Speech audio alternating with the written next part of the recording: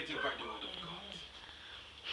So I'm so happy this afternoon to be again here with you, sharing the word of God. Amen. Because I'm not sharing my own words, I'm sharing the word of God. Hallelujah. Let me tell you, in the beginning, God was there. He created everything we see today. God is so powerful and God is so good. We are going to speak about something very important. We are going to speak about the power of God. We are going to speak about the power of God. God is so powerful. We want to understand about His power. I told you that the power of God does not have a limit. But the power of man does have limits. You can limit the devil, but you cannot limit God. Amen. God does not have a beginning. He doesn't have an end. Himself is the beginning and Himself is the end. Let me tell you, the power we are talking about, we cannot measure the power. But let me tell you, you can measure the power of a physical power. And you can give a value to the power. I remember when I was busy studying, they're going to tell you, here is the voltage, here is the current. You need to get the power. And to get the power, you need to use a formula. You're going to take voltage multiplied by current to get the power. But let me tell you, when you're talking about the power of God, we don't need to take things to multiply by other things to get the power of God. Because God is so powerful. God is so powerful. You know, even the power that the devil does use, God gave him that power. The devil was created by God. God made him. And God made all of us. And God wants to give us that power. God is so powerful. And then you know all the churches here in the world, all of us, we don't even use half of the power of God. We don't even use even his small power. Not even that small, too small power. We don't even use that. Because God is so powerful. So the devil does not have any right to come and intimidate you. The devil cannot come and tell you you must be afraid. Nothing will intimidate you. Because you serve a living God. I told you in the beginning, nothing must make you panic. The devil must panic, but you will not panic. Demons must panic, but we are not going to panic. We are not going to panic. Why? Because we are God's children. Because we belong to God. We are going to read a verse. Luke chapter 10, verse 19. We want to understand first. First, before we read that, we're going to read John chapter 1, verse 1. John 1, 1. John chapter 1, verse 1. We want to understand first.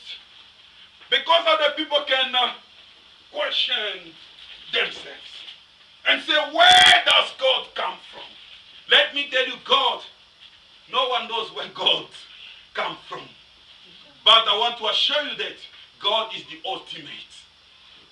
God is the ultimate. The ultimate power. John chapter 1, verse 1. We want to understand about God. The word of God says, in the beginning was the Word. And the Word was with God. The word of God wants to tell us first about the beginning. In the beginning was the Word. Let me tell you, if you say the word of Pastor Roderick, you are hearing me speaking. And you are called the things that are coming out of my mouth. Words. But the word of God says in the beginning was the Word. And the Word was with God. And the Word was God. Amen. The same was in the beginning with God. All things were made by Him. And without Him was not anything made that was made. In Him was life, and life was the light of man. Let me tell you, in Him was life, and life was the light of man. My problem is in the beginning. The Word was God. The word was with God. In the beginning was the Word. And the Word was with God, and the Word was God. People want to assure you that in the beginning there was only one person. The devil was not there. You were not there. I was not there. But God was there.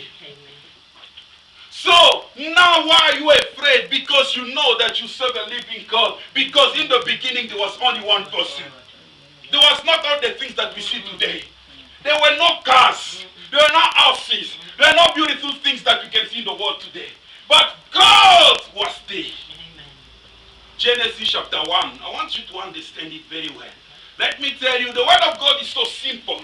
But we cannot understand the word of God without the Spirit of God. To understand God, we need to have God's Spirit. God's Spirit is important in our lives. Genesis chapter 1, verse 1. From verse 1. I want us to understand, because today we are speaking about the power of God. We don't speak about the power of the devil.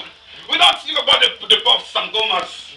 The Sangoma can tell you, oh, I'm doctor, I don't know what name, a funny name there. I'm Dr. Salam or what name. I'm so powerful. I can do for you this, I can do for you that. I can make you rich in 5 seconds.